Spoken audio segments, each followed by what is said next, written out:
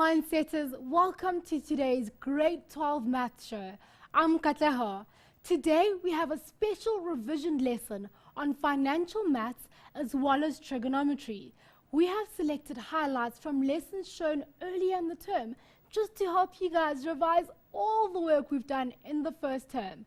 You can download the notes, your schedules, anything that you need on learnextra.co.za/live. And also, guys, you can post all your comments, all your questions, and anything that you maybe want to say to me on facebook.com/learnextra, as well as on Twitter, which is @learnextra. Guys, let's get on with today's lesson. A photocopier valued at 24,000 Rand depreciates at a rate of 18% per annum on the reducing balance. So if we check this word here, what does that mean? Method.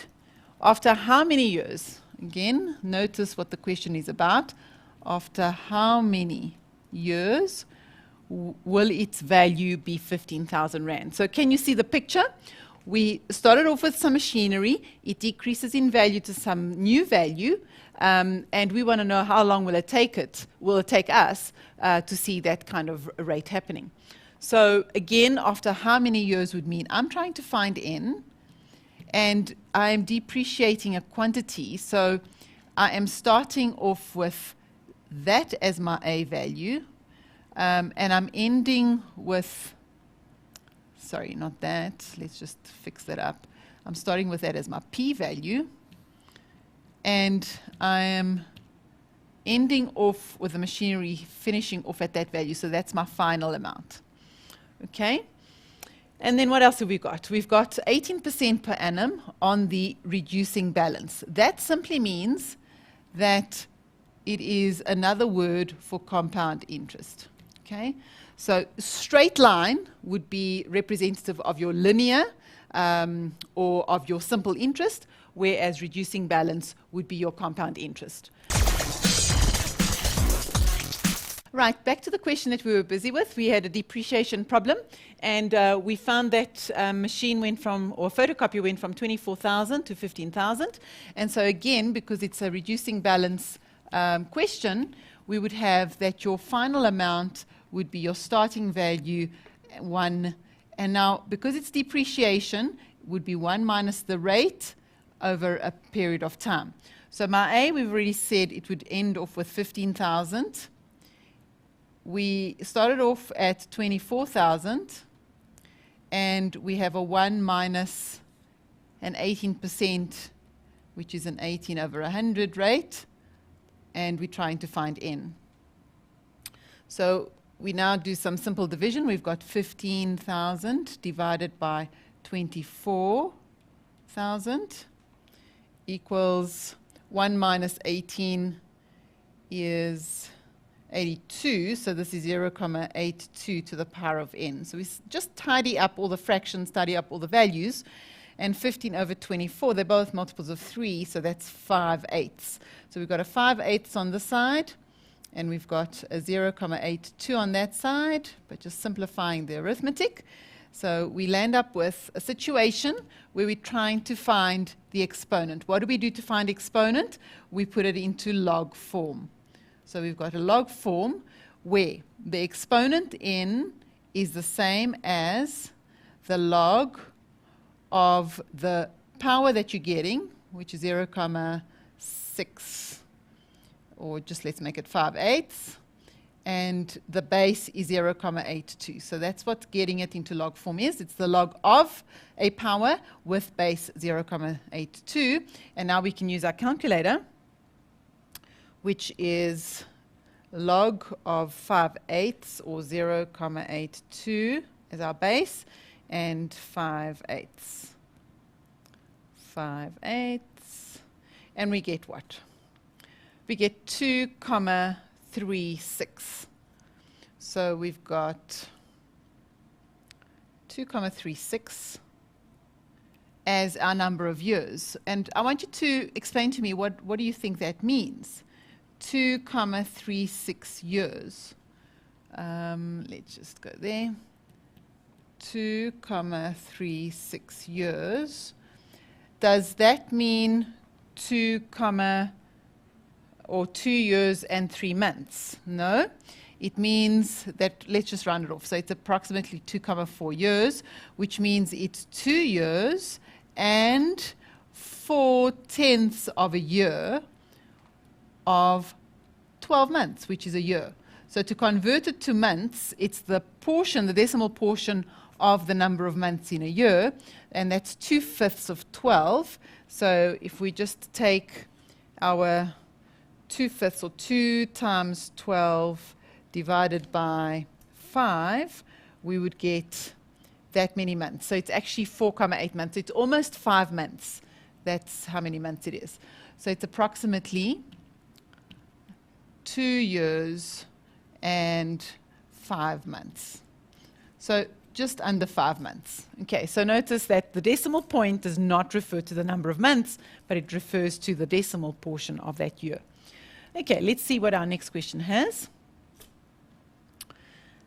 A lump sum of money is invested at a rate per annum, and it's now compounded quarterly. Okay, how long should it be invested in order for it to double?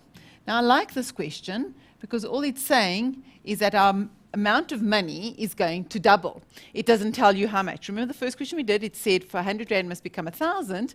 All of a sudden we have that a lump sum of money must just double. So let's have a look at what we would do in that situation. So again, it's a lump sum of money. We don't know how much we have. And in that case, we would just say, let's just invest X Rand. And for it to double, what would it look like if it was doubling? It would now become a 2x amount. Okay, so we've got our I rate, got the rate, and we don't know how long it's going to be invested for. So again, we're going to have our A equals P into 1 plus I. Why am I using this formula? Because it's our compound formula. And we've got our end value is 2x, our starting value is x, and our rate they have given us is 11.72%, but it's per annum, but it's compounded quarterly. So we've got to divide this by 400. In other words, what we're saying is that we've got 11.72% per annum compounded quarterly, and I need to get my I value, which is going to be 11.72 divided by 4 in order to get a per annum compounded per quarter compounded quarterly. So that would be my rate per quarter. So my I would actually be 11.72 out of 100, which is now going to make it 400. So your I value is now per quarter compounded quarterly. So I cannot have a per annum compounded quarterly. I need to have a quarterly rate for compounding quarterly. If I had per 6 months or per half year, I would need a half yearly rate. So I have to convert my rate into the period that I'm working with. So there's my 400, and then I would like to know how long it takes. Right, so if you are familiar with A's and P values, then you could see that I'm going to take this x and divide by that x. I'm going to get a factor of 2 on the side, and I'm going to get this value here that we'll work on the calculator in a moment. So it's 1 plus our 11.72 divided by 400, and we are going to find n. Now, why is it important to get this value? Is we're simply working with this exponent. So if I'm solving for the exponent, it's going to be the log of 2 with this base that I've got up there. That whole bracket must go in there. Okay, so take my calculator. I'm going to do one thing at a time. Let's add on 1 plus the fraction 11.72 over 400. And let's see what we get for that. It's 1.0293. So we would actually like, let's write it in, let's make it as close as possible to that. So let's make 1,03. 1, so we've got that as 1,03. So that goes into my base over here. Right, so with my log function, I can now take my base as 1,03 and my function as 2, and let's see what that gives us. Okay, it gives us 23,45. What? What are these n's? How have they been calculated? N is 23,45. Is this in years or is this in quarters? Because we were using a quarterly rate, remember? So we had our quarterly rate, which means N is coming out as in quarters. There are that many quarters. If you've taken your rate to be in quarters, then N will come out as quarters. So therefore, in terms of years, would be 23,45 divided by 4, which would give me amount of years. We've got it on the calculator, so let's divide by 4, and we get 5,8 or 5,9 years. So it's approximately 5,9 years. Does that mean 9 months? No, it's 9/10 of 12 months, which would then give you approximately how many months you would be calculating with. Okay guys, I hope you're really enjoying this revision session. If you are struggling and need help, remember to post on the page or send an email to helpdesk@learnextra.co.za. Now it's time for a break, so don't go away. We'll be right back.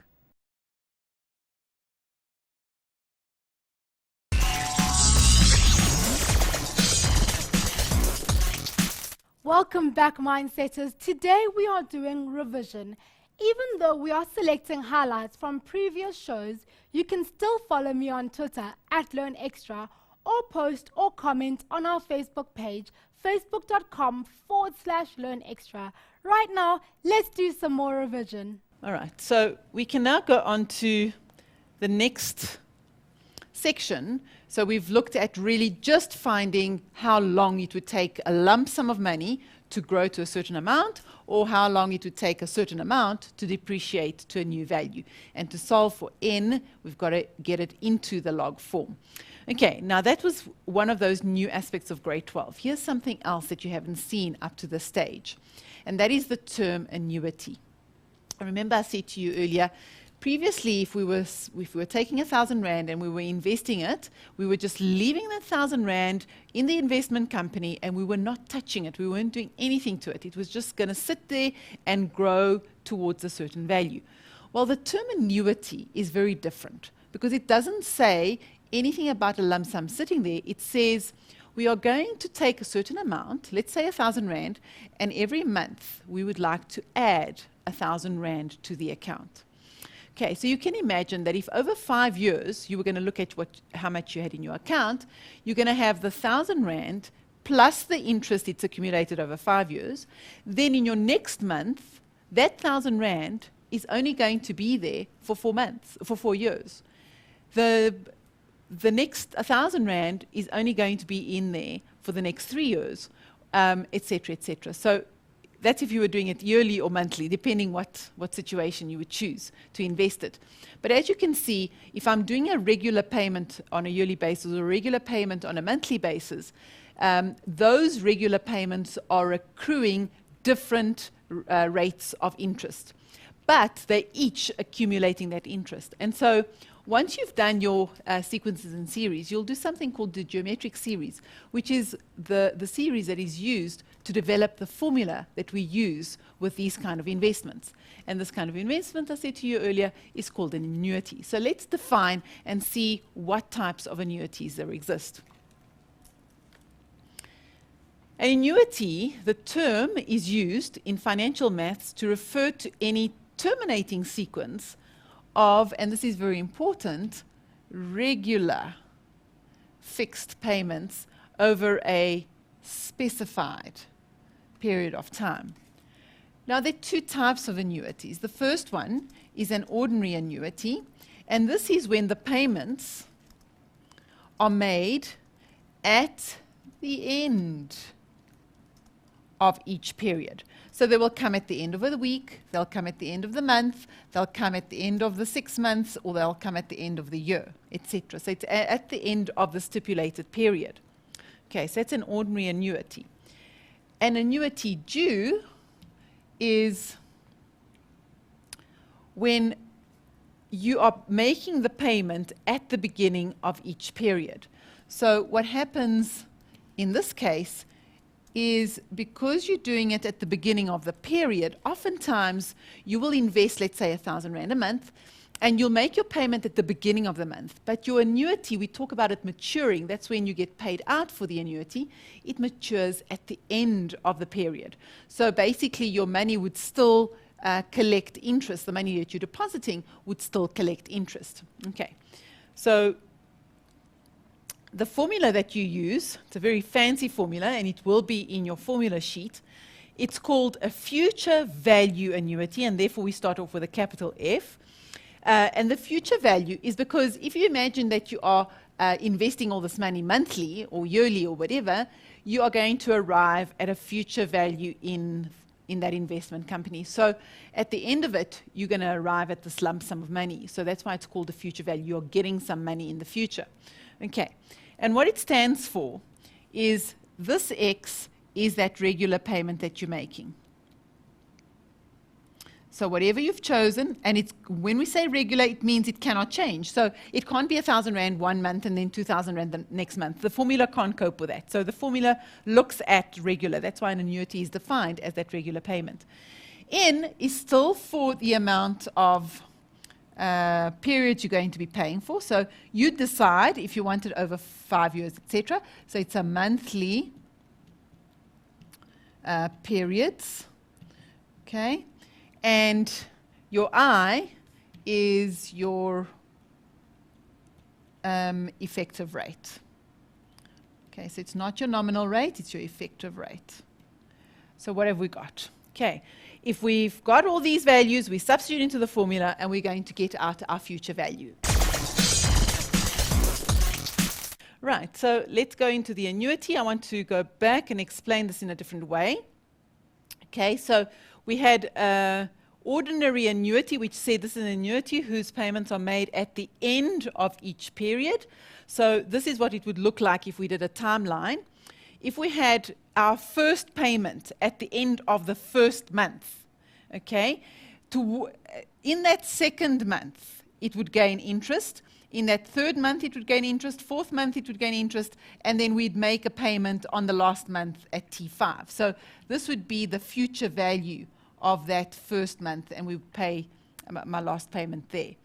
Then my second payment would be made there, and it would get to a future value over here. But can you see, if we deposited R1,000 in month 1, then that blue line has got more interest than what the yellow line has.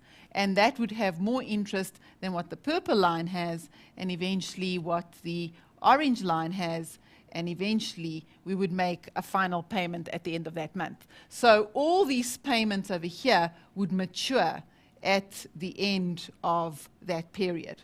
Okay. Now, that would be an ordinary annuity. You would make the last payment and it matures at the last payment. Now, what about an annuity due? How does that change? Well, what would happen is we would have this first payment that we'd make, which would go all the way to year 5, but because this is being made at the beginning of the month, okay, we would have that it would grow till the end of the month. So it would grow by a little bit more, and our second month payment would be made here, and it would grow all the way to the 5th month, and it would grow all the way to the end.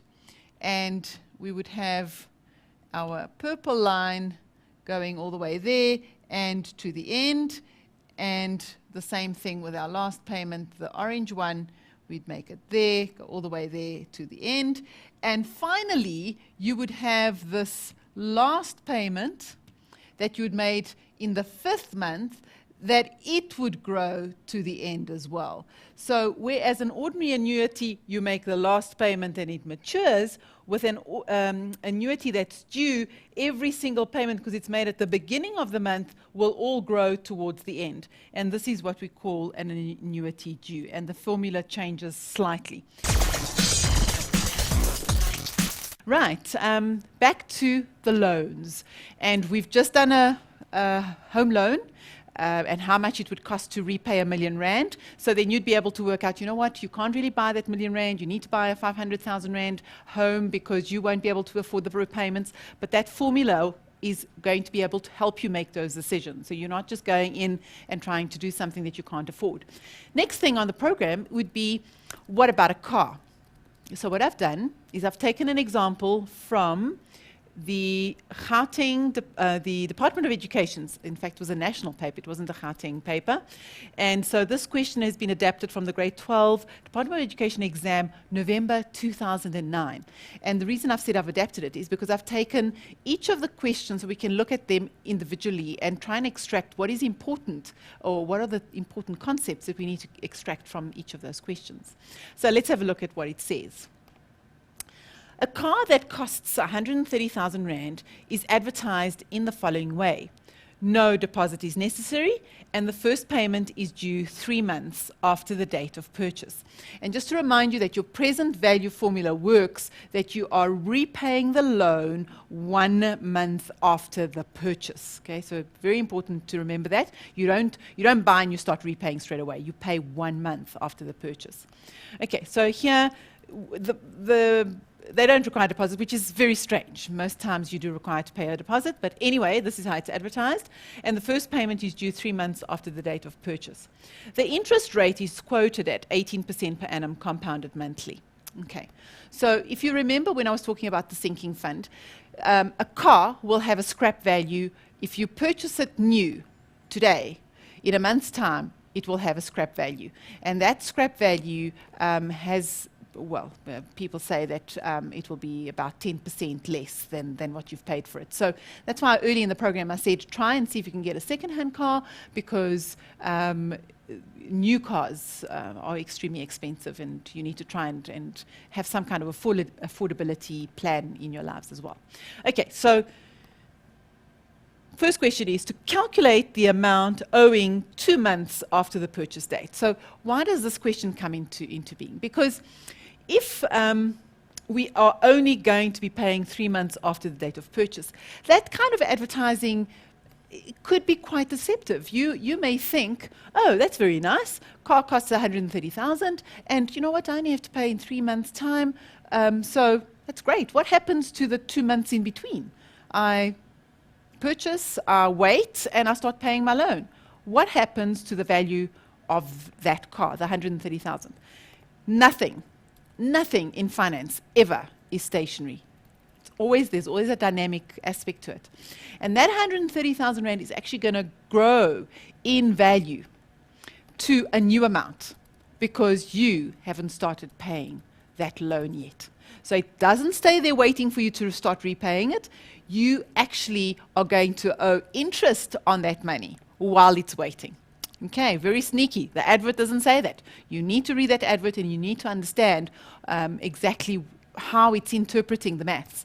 And for those that are not mathematically literate, you are just going to bypass that completely. So that's why the first question is to say, calculate how much you owe 2 months after the purchase date. So do you still owe 130,000 or do you owe more? You are going to owe more because you are going to owe interest because that car has been waiting for you. Okay, so we've got here that the quoted rate is 18% per annum compounded monthly. So this would mean that our I would be 18%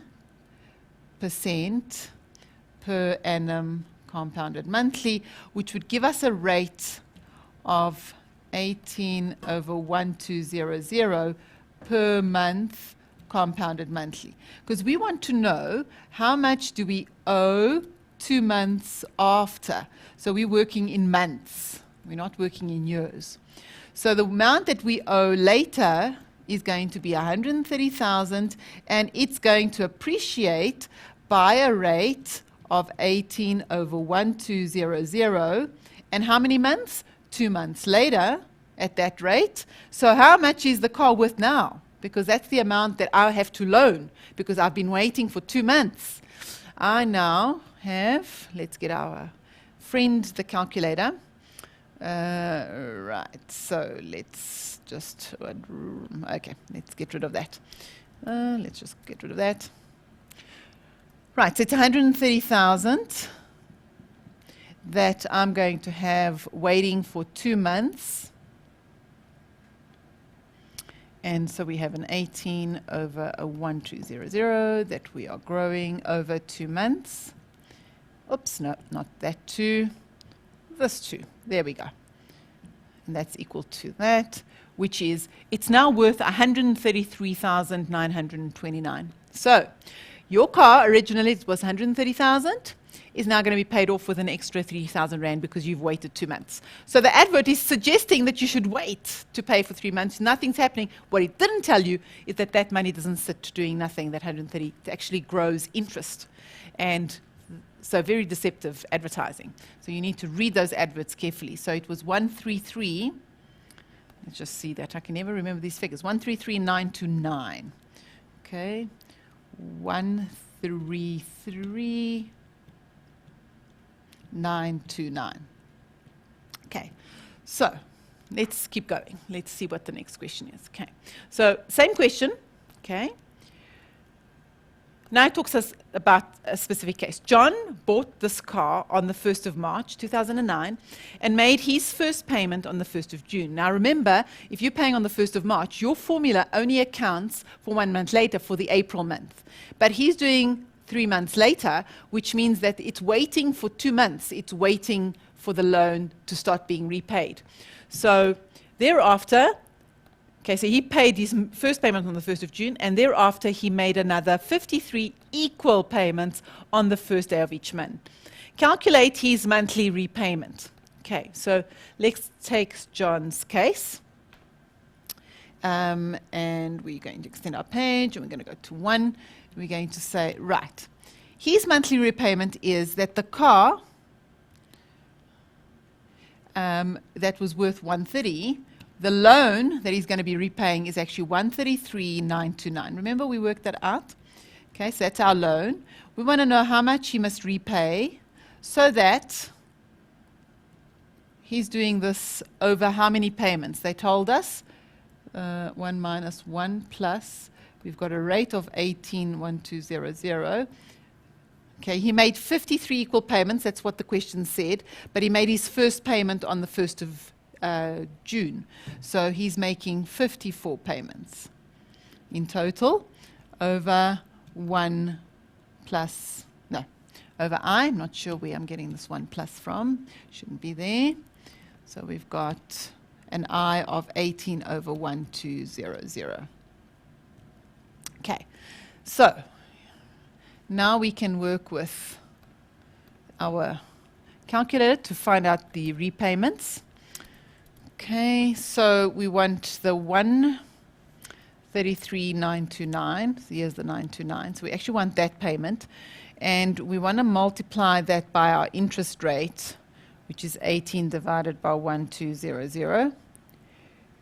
And we also want to divide that by our 1 minus bracket 1 plus fraction of 18 over 1200, and we've got this lovely to the power of negative 54. Let's see, how much does John need to pay per month?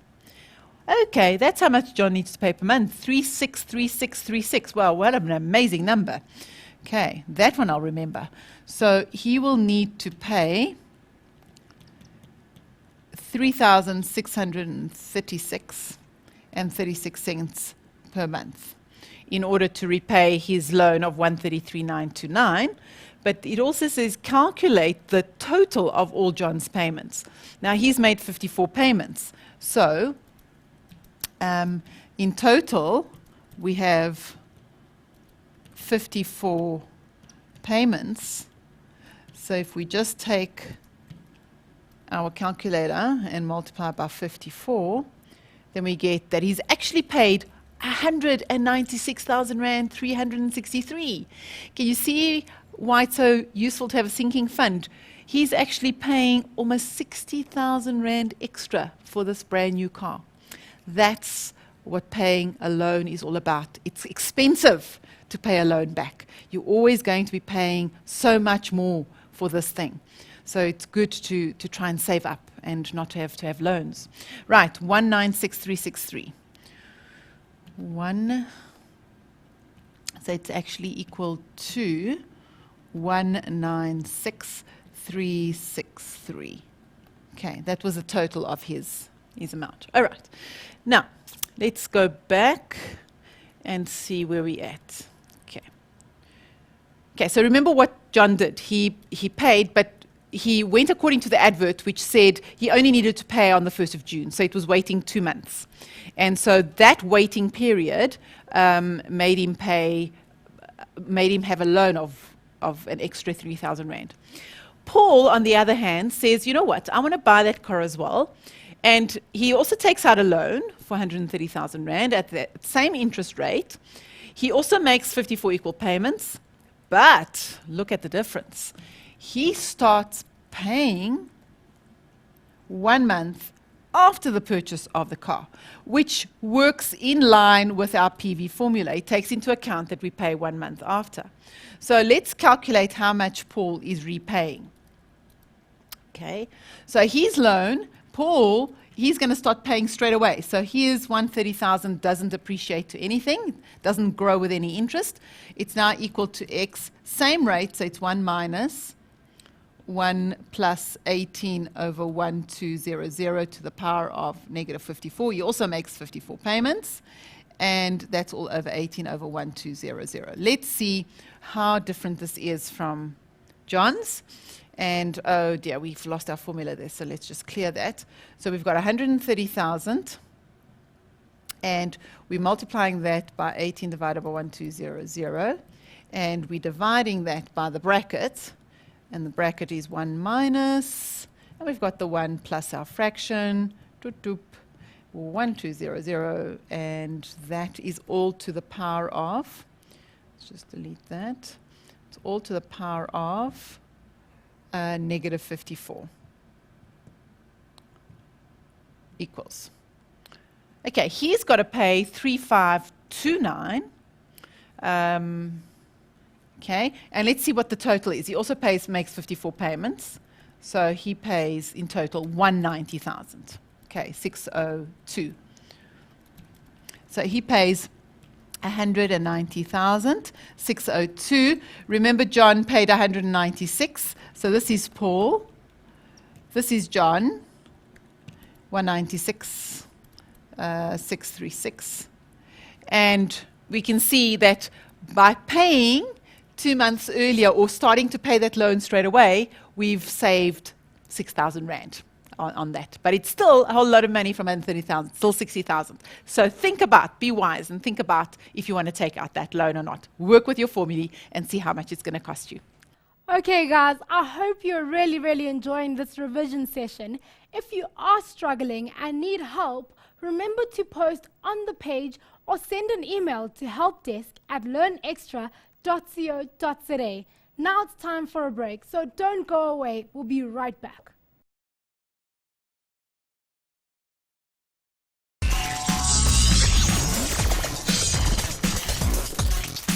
Welcome back from the break.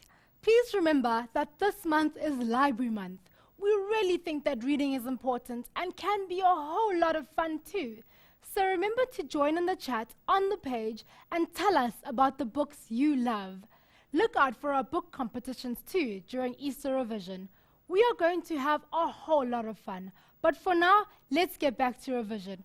Over to you. The next question that I have in store for you. The question says, if sine 12 is equal to k, then determine the following in terms of k. Now, my students call these in terms of questions, and most of them don't like them too much. Now, guys, I'm going to give you a bit of a clue. If you want to make your life easier with a question like this, the best thing to do is to start off with a diagram. And this is how we're going to do it. I'm going to say, well, fine. Before I worry about the rest, I know that sine 12 is equal to k. But I don't just have to see it as k, I can see it as k over 1.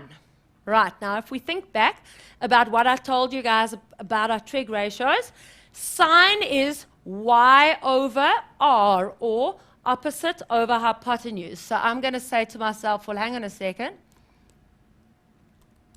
The y value is therefore k, and the r value is therefore 1. And I'm going to come up with a little sketch on the side here. I'm drawing my angle in the first quadrant because clearly sine 12 will be in the first quadrant. Let me fill in my angle there, 12. Then I'm going to say, but hang on a second. Y, or k, is my opposite. So opposite to my angle of 12, I am going to put k. Then 1 is my hypotenuse, or r, and the hypotenuse, or r, is always across from the 90-degree angle. So that's going to be over there. So on my diagram, I now have y filled in, I've got r filled in. The only thing that I don't have filled in is an x value here in terms of k. And guys, that's when that old Greek guy Pythagoras comes in very useful. Remember that x squared plus y squared is equal to r squared. X squared plus y squared is equal to r squared. And what I now want to do is I want to get an expression for x in terms of k. So I'm going to say x squared is equal to r squared, which is 1. And remember, 1 squared is still 1. Then I'm going to take the y over to the other side, changing its sign, but I'm going to replace it with k squared. And then I'm going to say, well, I don't want x squared. X will be plus or minus 1 minus k squared, but because I am working on the positive x-axis, this is going to be, let's use the same color, root 1 minus k squared. And once you've got this little diagram going on, there's absolutely nothing that you really can't do. So let's have a look at our first question. Our first question says that we must write in terms of k sine of 192. Nothing too bad about that. I'm going to change that to sine of 180 plus 12. So you guys will see it. At first, I'm not going to need that diagram, but I'm going to be happy that I did it eventually. So sine in the second quadrant is negative. So this changes to negative sine 12. But if sine 12 is equal to k, then surely negative sine 12 must be negative k. Right. So once again, I'm doing that age-old trick where I take angles that are bigger than 90 degrees and I bring them down to acute angles. At first, when you look at 192, you might not realize that it's got anything to do with 12, but you will see it sooner or later. Right, guys? Ready for the next one if there are no questions? Someone says, Dinewo says, we're not good, Abram. She cancelled 1 plus 2 cos x. Can you explain more on that one? Okay, so I'm back at my diagram over here. I'm saying k is my y value because that goes with the y over there. I'm saying 1 is my hypotenuse because that's over there. Now I'm saying Pythagoras said x squared plus y squared is r squared. Now I've got y. I know that y is k. I've got r. I know that r is 1. All I'm doing is I'm replacing the r, which is 1 over there. I'm saying 1 squared, which is still 1. And then in the place of y, I put k, so I get k squared. and then I take it over to the other side of the equation. So I get 1 minus k squared, and then x is the square root of 1 minus k squared. So another question following that one, is it important for you to know the first step, which is where you got the root 1 for k? This part is Yes. going to be really important later on, yes. So you will always be given one trig ratio. So I've got y and r, there's something missing, that's x. I need to use Pythagoras to work that out. Okay. Right, guys, I'm going to go straight on to the next one. Now, this one can be done in a variety of ways. You could start out, depending on whether you know the 270 rule or not, you could start out by saying it's cos of 180 plus 78. Okay, because 180 plus 78 will give you 258. That's in the second quadrant, so this becomes minus cos 78. And then you can go, hang on a second, let's make this cos of 90 minus 12, which then changes, now the minus stays there, to sine 12. Alternately, if you know the 270 rule, you can use that one as well. We're running out of time, so I'm going rather quickly. This is equal to minus k. Right. Let's move on then to cos 336. Now, let's move on. I actually want to move on to the very last one, because I think this is where we're going to need our diagram, and I just want to make sure that our mindset is, don't think I did the diagram for nothing. So I'm going to say cos of 192 is cos of 180 plus 12. Right? That I know for a fact to be sure. 180 plus 12 gives me 192. Now, in the second quadrant, cos is negative. So this changes to minus cos 12. Now, guys, now I have a problem. I am already down to 12. But it's cos.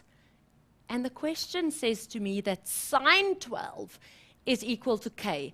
And this is where my diagram now becomes important. I'm going to say, well, hang on a second. Cos is adjacent, my x value, over hypotenuse, my r value. And let's have a look back. In my sketch, I now have the adjacent value. That is the square root of 1 minus k squared. And I wouldn't have had that if I didn't do the diagram and the Pythagoras calculation. I also know that r is equal to 1. So thanks to that, if you hadn't done that sooner, you would have had to do it now. I'm now going to say it's cos is x over r. And in my diagram, r was 1 and x was 1 minus k squared. I don't need the y now, so I'm going to say 1 minus k squared over 1, and I'm keeping my answer completely in terms of k. So guys, as long as it was possible for me to change whatever they gave me to a sine of 12, no problem. I can just say k or minus k. But the moment I get to cos and it's 12, there's no way I can make it sine. And that is where that diagram is really, really, really important. Guys, we've come to the end of today's show. Thank you for joining us and chatting to me on our Facebook page. Remember, you can visit our website at any time that you want to get the notes as well as watch the videos. The website is www.learnextra.co.za/live. And if you're stuck, remember you can send an email to helpdesk@learnextra.co.za and tell us where exactly you're stuck so that we can help you. Don't forget to look out for more news on Library Month on our Facebook page as well as on our website. And remember, you can also join us for Easter revision. Bye guys.